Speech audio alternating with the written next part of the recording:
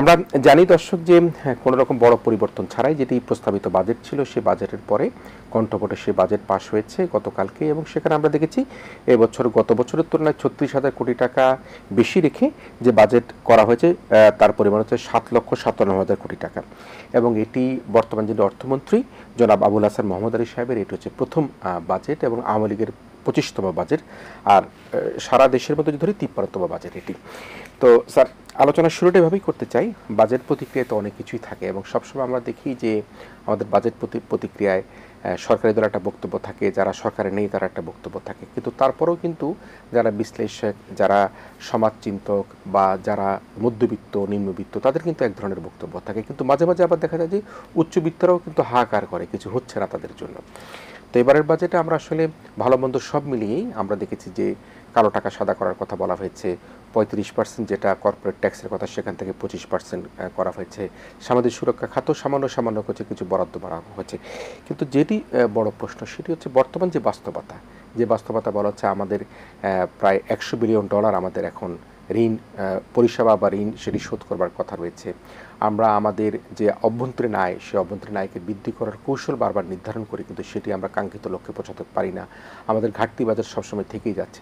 তো এই সব দিক মিলিয়ে এবারের বাজেট নিয়ে আপনার মোটা দাগে বিশ্লেষণ কি? ধন্যবাদ কিরণ। প্রিয় ছাত্রের সাথে আলাপের সুযোগ, এটা তো আমার জন্য খুবই আনন্দের। যে প্রশ্নটা আপনি করেছেন সেটা নিয়ে অনেক আলাপ আলোচনা হচ্ছে যে আমাদের সাধারণ ভাবে বলতে গেলে মোটা দাগে এই বাজেট সম্বন্ধে আমাদের প্রতিক্রিয়া কি। আমরা বাজেটের আগেও প্রতিক্রিয়া দিয়েছি, আপনার সাথেও আলাপ হয়েছে। এখন বাজেট তো গৃহীত হয়েছে আমাদের মহান সংসদে এবং এটা এখন বাস্তব একটা বিষয়। সাধারণভাবে বলতে গেলে প্রথমেই যেটা বলতে হয় যে এবারের বাজেট তো বেশ কিছু সীমাবদ্ধতার মধ্যেই করতে হয়েছে। উচ্চ মূল্যস্ফীতি এটাকে নিয়ন্ত্রণ করার কথা চিন্তা করতে হয়েছে, সেটা চিন্তা করে আমাদের বাজেটের আকার কিন্তু কিছুটা সীমিত রাখতে হয়েছে। প্রকৃত যদি আমি ইনফ্লেশন অ্যাকাউন্টিং করি তাহলে গতবারের বাজেট থেকে এইবারের বাজেট কিন্তু খুব বেশি বড় না, ৩-৪% হবে। বাংলাদেশ ব্যাংকের সংকোচনমূলক নীতির সাথে এটাকে আবার সমন্বয় করতে হয়েছে। এইগুলো সীমাবদ্ধতা আছে, কিন্তু তারপরও আমি বলবো যে বেশ কিছু জায়গায় যেখানে নাকি আপত্তি ছিল, আপনি উল্লেখ করেছেন কালো টাকা সাদা করার যে সুযোগ, এবং কেবলমাত্র সুযোগ না, এটাকে একটা ইমিউনিটি দেওয়া হয়েছে যে এটা নিয়ে কোনো, এটা প্রত্যেকবারই যখন দেওয়া হয় আগে কিন্তু ইমিউনিটিটা ছিল না। আচ্ছা আচ্ছা, এটাই এবারের পার্থক্য। যে আগে যখন এটা কালো টাকা সাদা করা হয়েছে, কেউ যদি পরবর্তীতে অ্যান্টি করাপশন কমিশন বা ফাইন্যান্সিয়াল ইন্টেলিজেন্স ইউনিট যদি বের করতে পারে যে এটা অবৈধ একটা টাকা, আপনি জমি বিক্রি করেছেন, এটা সরকারের মৌজার দামের সাথে প্রকৃত দামের একটা পার্থক্য হয়েছে, আপনার লিগালি যেটা বিক্রি করেছেন সেখানে একটা টাকা এটা কালো হয়ে গেছে, সেটা আপনি ক্লারিফাই করতে, সেটা আপনি প্রদর্শন করছেন, সেটাতে কোনো আপত্তি নেই। কিন্তু আপনি চোরাচালান করে অথবা যদি আমি দুর্নীতি করি, এগুলো করে যদি আমি সেটাকে সাদা করি, তো তাহলে পরবর্তীতে কিন্তু আমাদের বিভিন্ন আইন প্রয়োগকারী সংস্থা যারা আছেন তারা কিন্তু ওইটা নিয়ে তারা ইনভেস্টিগেশন করে তাকে কিন্তু মামলা করতে পারে, আইনের আওতায় আনতে পারে। এবার কিন্তু পার্থক্যটা হলো যে এবার যে 15% দিয়ে তারপর আপনি যদি সাদা করেন, আপনাকে আর কোনো আইনের আওতায় এটাকে আপনাকে আর এটার জন্য জবাবদিহিতা করতে হবে না। এটা একটা বড় পার্থক্য কিন্তু।